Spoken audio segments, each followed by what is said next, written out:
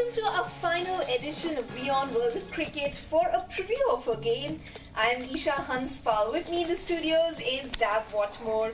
Very excited to watch that game, especially more excited about the toss that Australia has just won and they have elected to field first. So I'm going to go over to Dav and ask him what he thinks of that decision.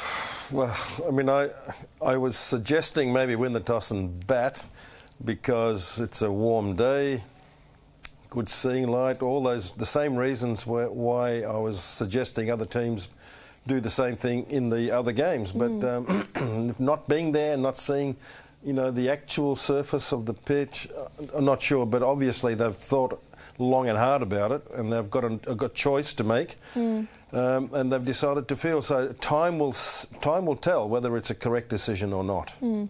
Dav, as we mentioned in our previous edition of the WION World of Cricket, how matches have been won on this particular ground, fielding first as well, as we saw in the case of India and Pakistan. We were also joined by Digvijay, who told us how there was this stark difference in temperature between the afternoon and the evening, but one did not feel as much humidity, perhaps the dew factor not coming into play as much.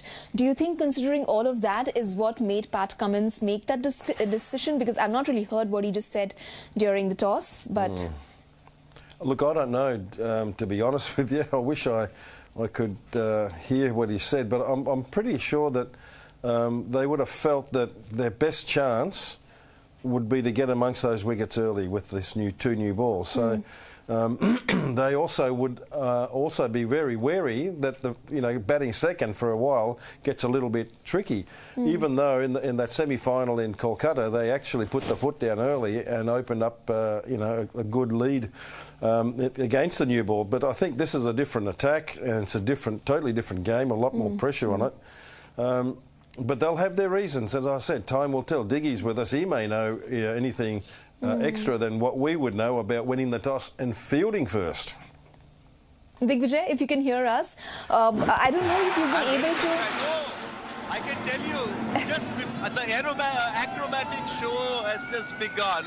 So there you can see, can you see it? There the Surya Kirans up in the sky. The show has begun, Isha, hasn't it? It's what fun this is. All fans around me sort of get their mobile phones out and they're all trying to get those lovely fighter jets going all over the place. I'm very surprised. I'm really, really surprised Australia have won the toss and they've decided to bowl first. I think it's a World Cup final. Win the toss, put pressure out there and let the opposing team chase, because, you know, I'll go back to what sort of Josh Butler was saying. He said the problem with us was we factored in the dew so much, but we lost the game in the first 15-20. Yeah. Okay, Digvijay, I'm assuming you're still outside of the stadium. You haven't been able to reach back in there.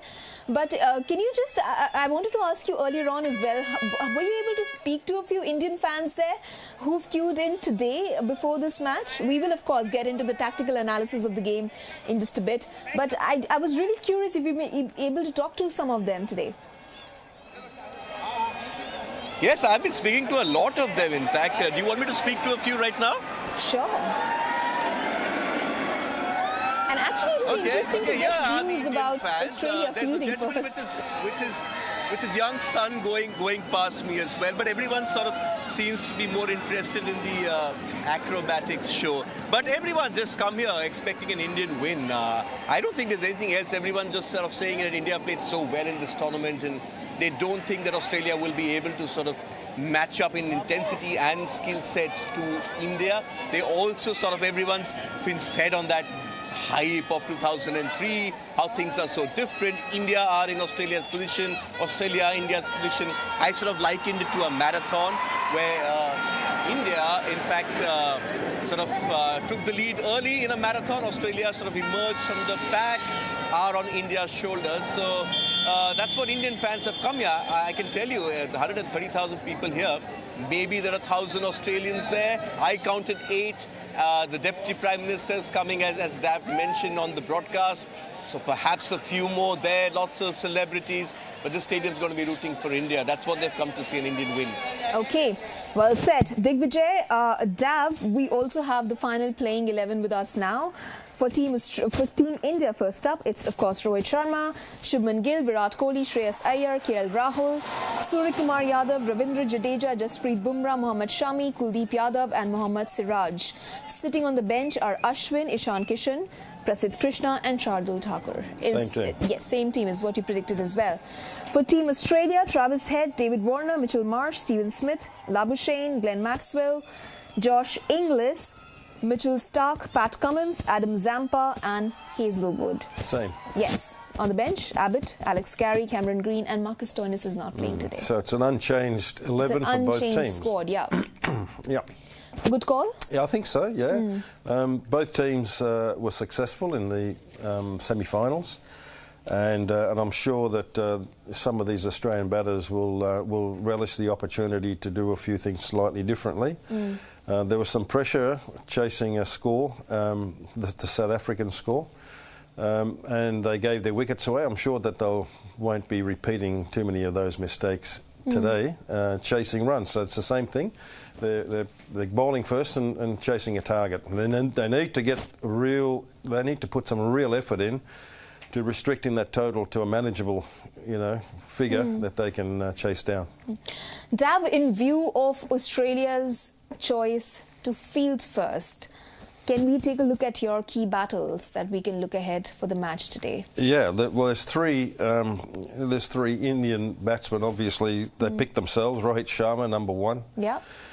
He's been the one that sets the tone right up front for them, and he'll be looking to do similar things. But Josh Hazlewood's a very disciplined length direction bowler. Starc at the other end also will test him, but I think this guy here is going to be the main bowler that's going to do the battle with Rohit Sharma and make it hard for him. Virat Kohli is my second battle, the run scorer of this tournament, and played so very well, leading hundreds maker in ODI cricket. Yeah. So I'm expecting him to do some work against Pat Cummins, who's the captain of the side, and enjoys a big competition against anyone, particularly Virat Kohli. So I'm expecting some short ones as well to test him out. So that's my second battle. And the man of the moment too is Shreyas Iyer. He's the one that's also done extremely well in the last few games. He's got back-to-back hundreds. Yeah. And he's done a superb job for the Indian team, bat number 5, so at number 4 rather. He's definitely going to be facing some spin. Australia's number 1 spinner is Adam Zampa, who went wicketless last game. But he'll be keen to try and get back into the wickets column. And I'm expecting, a tight contest between these two.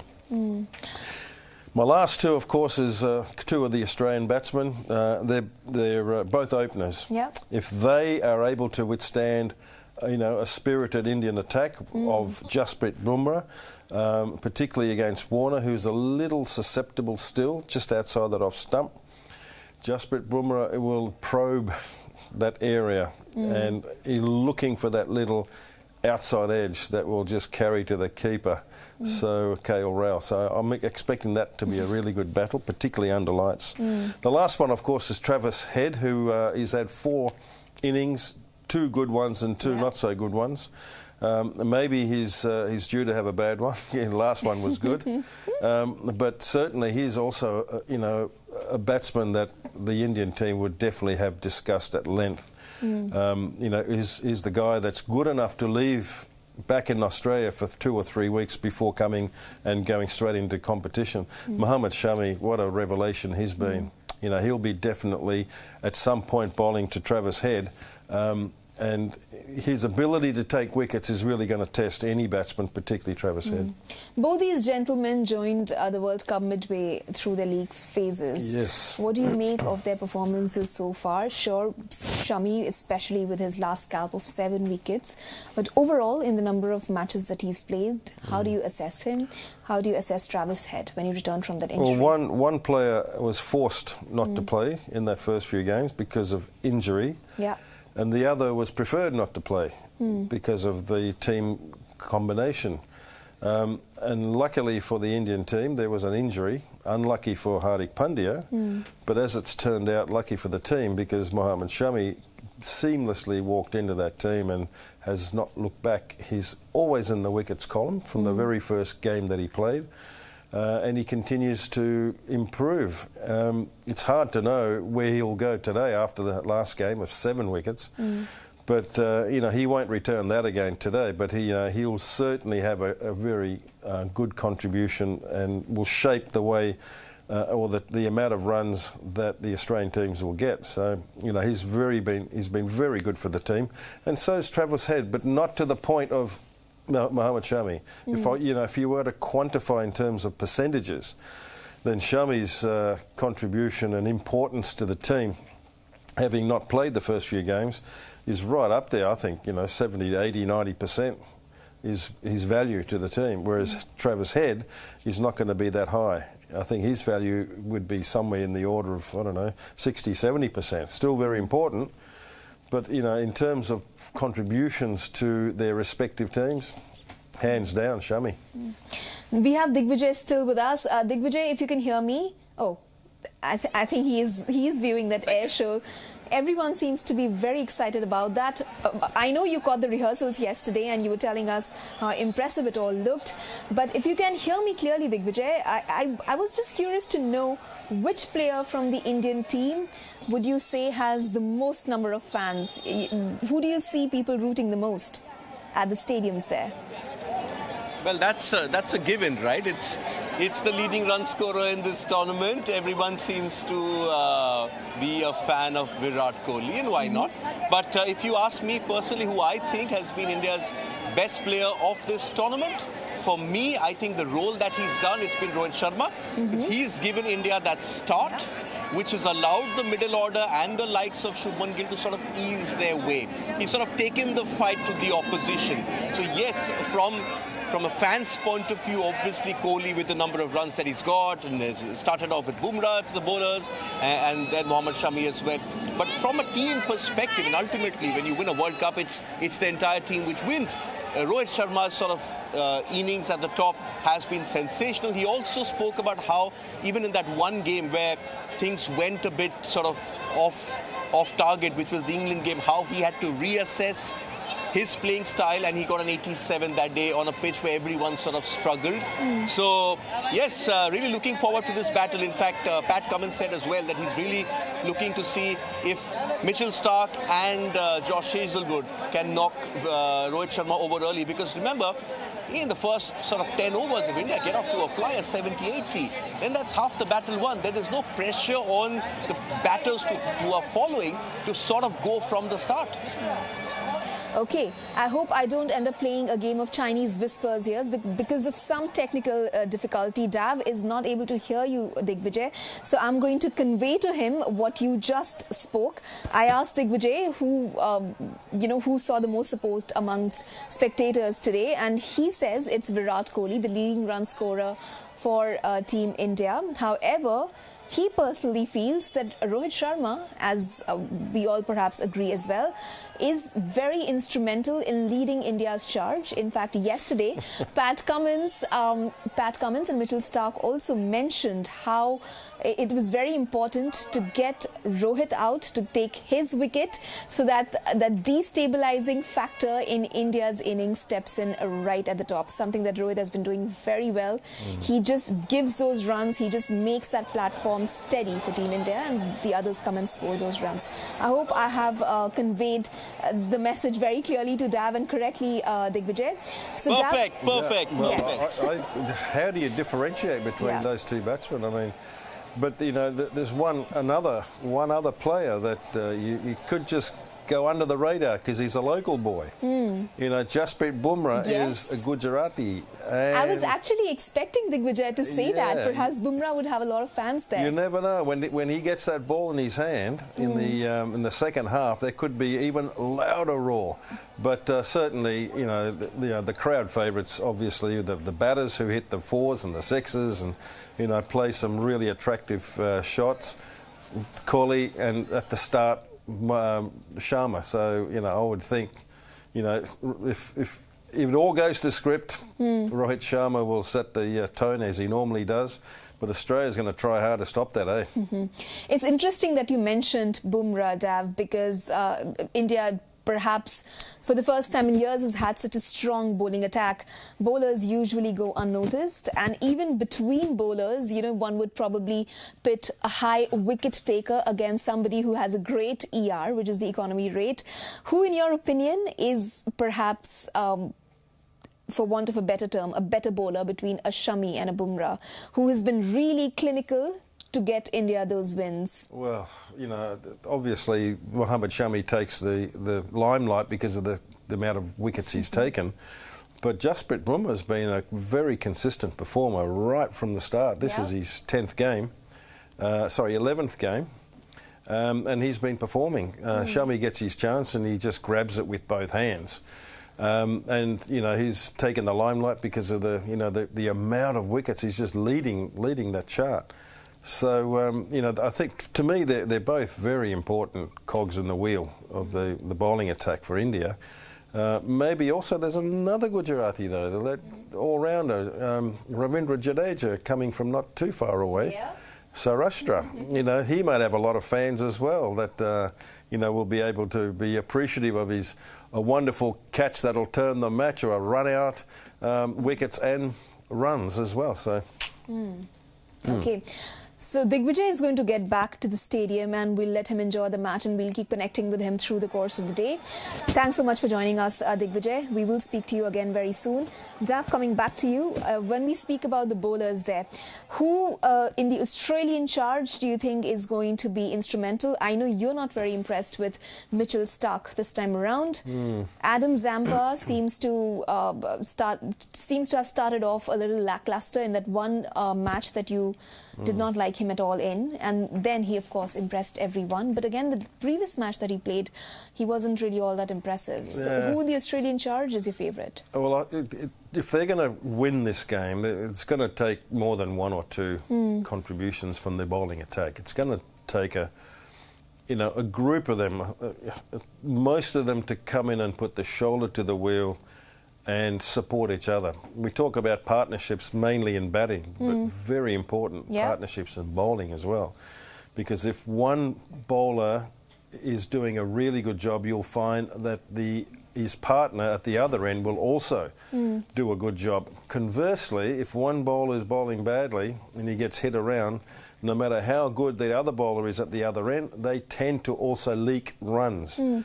So it's not going to be one or two. It's going to take an effort from all of those Australian bowlers to, you know, withstand that storm that's going to be created, you know, in the ground, because you know, 99.9% of the crowd's going to be shouting for for the blue team. They're going to have to, you know, embrace it. Don't, you know, it's a tough place to be. You've got to be able to withstand that and still find focus on your job. I managed to catch some visuals from the corner of my eye. It does seem like a packed sea of blue in there. Who do you think amidst that sea of blue is going to be instrumental? The spinners or the pacers? We still do not have an idea about the pitch going into the match yet. We'll perhaps know after a couple of overs have been bowled. But well, it's a black clay pitch. Yeah. So what India really wants to see happen is a similar tale to what's been happening. So they really would prefer Rohit Sharma to be batting for 10 overs. If he's batting for 10 overs, no way known he's going to be, you know, just a handful. He's going to be some runs. So, you know, maybe at the end of the power play, they will be, you know, 60 plus runs, which is a great platform for the batsmen behind them to come and make, you know, their contribution. So that's what the script will be, and that's what it has been. It's not to say that you know, Rohit Sharma's, you know, infallible, that he'll you know, he'll always get runs. It's quite possible that he could fail today. But the script will be, you know, that's what they'll try to do. But again, can I also have a little disclaimer that if the pitch is providing, you know, assistance to the bowler, they're going to have to quickly make that decision and then pull the reins back in and just endure that new ball attack for 10 overs. So. Dav, I'm going to request you to draw two comparisons today. The one between the two captains, Pat Cummins and Rohit Sharma. And then I want you to draw comparisons between the captain of Team India this time around, that is Rohit Sharma, and the captain of Team Australia in 2003, which was Ricky Ponting. If you could just start with Pat Cummins and Rohit Sharma in the lead up to this match. Well, totally different, aren't they? One's a bowler, one's a batsman. Yeah, of course. But the thing is, you know, one captain has led a team which has been clearly, as I said, I've used the word standout team right throughout this tournament, Ish, you know, and, you know, he's played his part, but he's also marshalled his troops pretty well in conjunction with the support staff. I've been really impressed with the management in terms of the preparation leading up to each game. It appears as though that team was ready for competition in every match. There was no lethargy or, you know, feeling a bit tired. There was good management decisions made before every game. In Australia now, on the other hand, you know, they were under a little bit of pressure to start with two games that no points coming from South Africa and India. You know, the pressure was on them right from the beginning then, and they slowly have to rebuild and slowly get stronger and stronger. Their fielding was woeful in one game, and now they're one of the most you know, highest percentage in completing catches since that second game. So they've had to do it tough, and they've had wins that were, you know, against the run of play, shall we say. You know, that particular game against Afghanistan, nobody thought that Australia would win. They were 91 for 7 at one point. That's right. Yeah. So they've had to not manufacture. They have to find ways to win. So would that give credit to Captain Pat Cummins to be able to pull off a win like that? Yeah. Or would that would you minus his points so that how could he let it come to a point where it was 91.47? Yeah, it's a team thing. It's not just one. I mean, Maxwell was the one that you know, the individual that actually won it for them. But he was at the other end, wasn't he? The captain was at the other end. And not just that, I mean, that's the result. There are lots of other things that go on before competition starts and competition finishes. So it's a team effort in the end, but there are individuals that will shine every now and again. But I think this guy, Pat Cummins, is not a bad leader. There was a lot of calls for him to not even play, you know, to let himself be, you know, in the reserves and play a Sean Abbott. But he's, you know, he's resilient. And he's a strong character, and he's leading a group of strong characters. So there's how I, you know, contrast and compare both of those captains. No, and yeah. No, I was just going to say, Ponting, of course, when going back a few years, he always leads by example. Yeah. You know, he's the one that just you follow me, boys. I'm going to show you. And more often than not, he just does not disappoint. You know, culminating in a big 100 in the final at the Wanderers in South Africa, and a victory. Who was the captain of India then against in that 2003? Can't remember. So anyway, Ponting was a lead by example sort of guy. Yeah. Has Rohit reached there? Rohit is not quite that, I don't think. He sets the tone early on. It's a different brand and he's of leadership. Supportive, very supportive, and I would have thought a very democratic captain also, whereas Ponting may not have been all that democratic. I'm not sure. Interesting choice of words there. Yeah, I think Sharma's a little, you know, democratic and involves the whole group with, you know, with decisions and different It's a different strategies. Brand of leadership. Yeah, it is. It's certainly different to Kohli. Would you also say that Sharma may have struck gold when he joined hands with Dravid? You know, sometimes the coach and the captain, if they get along well, it really shows how the team performs. And perhaps Sharma was also lucky to have got that team. Would you say, to his credit, all those factors also come in? Well, yeah, I guess it's not just one thing. But when you talk about a coach and a captain relationship, very important, because, you know, you've seen examples when it's not, when it hasn't worked.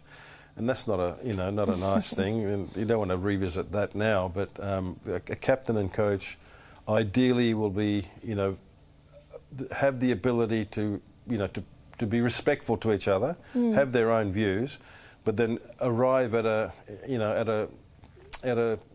solution or a set of strategies that you want to implement on the field. And you've got to be open to both, and it appears as though that's what's been happening, and that's the results are there to see. So all that discussion towards that big build-up today, which is the finals between India and Australia for that coveted World Cup trophy. We will also take a few comments now which have come in for Dav on our segment called No More with Whatmore, and I'm pretty sure we've got quite a handful today, Dav. And the first one that I'm going to take is from Vanch, who says, I'm ready for both results, no matter if India wins today or not, but it has my heart already. Yeah, well, that's good if you've got an open mind, because you just never know. I mean, I hate to think if India loses today, there's so many people in this country. I don't think there's going to be any tissue boxes left to buy, So it's going to be a horrible thought. It could happen, but as I've said before, I think the best team in this tournament is the batting team today. And, that's the way I think it'll go. Okay. Also, these are the two best teams to have played the tournament, which is why they are in the finals. That's right. And it's just a matter of what happens on the day.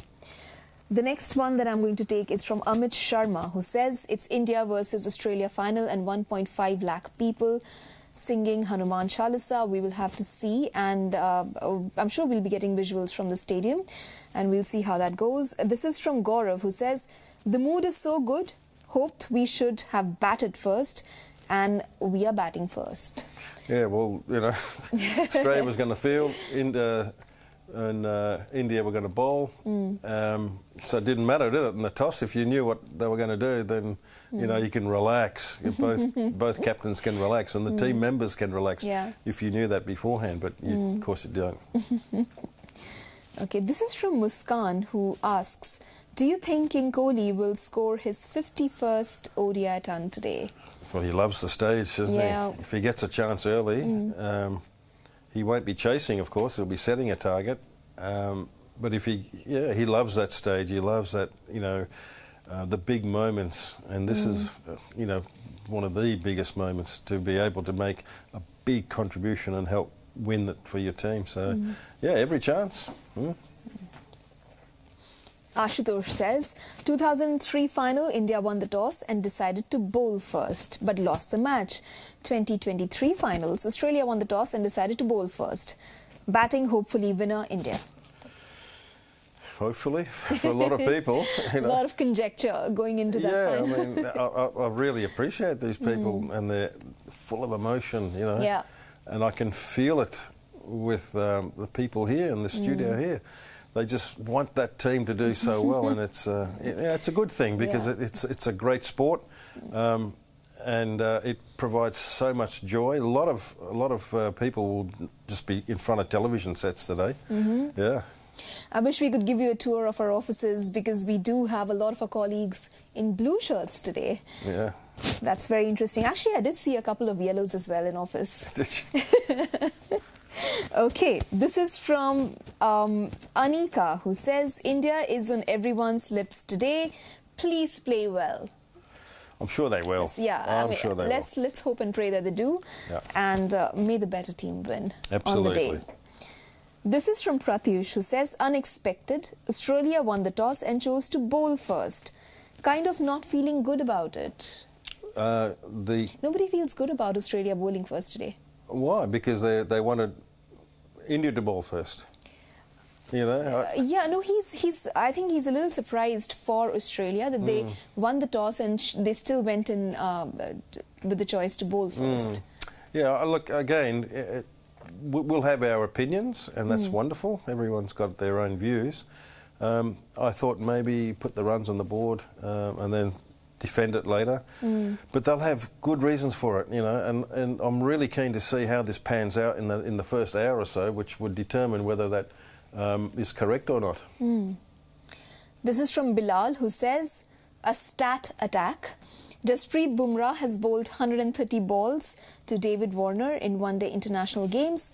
Warner scored 117 runs from them and never got dismissed even once. From Jasprit Bumrah? Yeah. Oh, wow. Yeah, that's interesting. Thanks for sharing that, Bilal. Yeah, but he has nicked off a few times with other bowlers. Yeah. There's always a first time though, isn't there? You know, and this Jasprit Bumrah, when he comes around the wicket, he draws the left-hander in, forces him to come to it, and then it leaves the outside edge. That's what I think Jasprit Bumrah will be looking to do. Homeboy, Jasprit Bumrah. Hoping to see some support for him as well today. This is from Sandeep, who says, little nervous, little excited, big day, big challenge, hope the best and the well-deserving team wins. Everyone's a bit nervous, aren't they? You know, whether you're actually in the match or whether you're at the ground or whether you're watching anywhere else. I know these Indian supporters will be a little nervous. A little butterfly in the stomach will be fluttering. Yeah. Okay, this is from Dinesh, who says, more than 1 billion hearts are praying and cheering for India. Play well and uphold the spirit of sportsmanship. That's what we're all praying for. Okay, we also conducted a few poll questions today, and let's see what the results look like. We asked, who will be the top scorer for India today? Virat Kohli, Rohit Sharma, Shreyas Iyer. Virat Kohli. Rohit Sharma, Shreyas Iyer.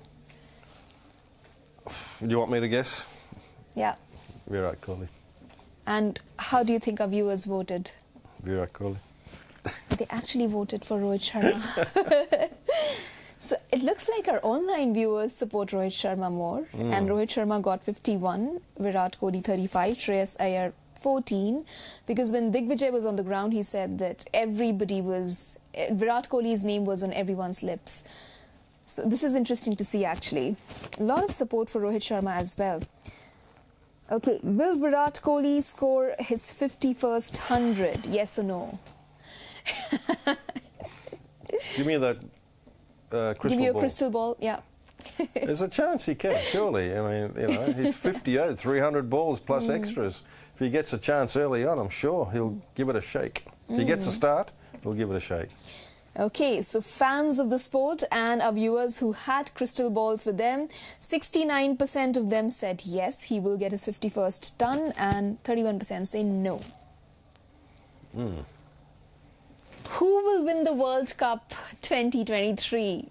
Very simply asked, India or Australia? Blue team. Blue team, okay. 89% say it's going to be India, Australia 11%. I'm just going to go through my list of questions that you guys have sent across and see if I can take a couple more.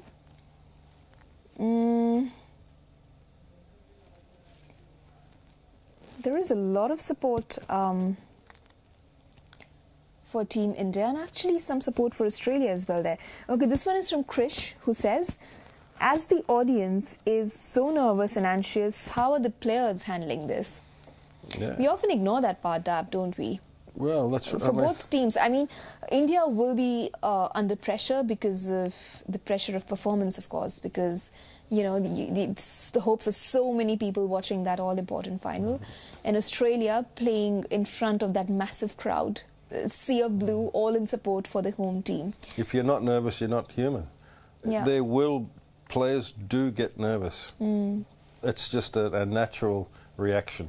How do you handle that? It's how you control that. It's good to be nervous, but not too nervous. You know, your arousal level has to be at a certain pitch that allows you to go and perform. So, you know, if you're not aroused at that certain level, then it's not going to be good for you. You've got to know what that is, and it's always good to be a little nervous. Yeah. If you were a coach in there, how would you be telling the boys to handle that nervousness and anxiety? You just embrace it, enjoy it. Don't be scared of it. Don't have any fear. If you have fear, that's really a deterrent to any sort of performance. So you have to embrace it, enjoy the experience. Okay, fear not. Go and play the game, and may the best team win. That's all we have for you in this edition of World of Cricket. I'll be joining you pretty soon for the mid-innings as well. See you.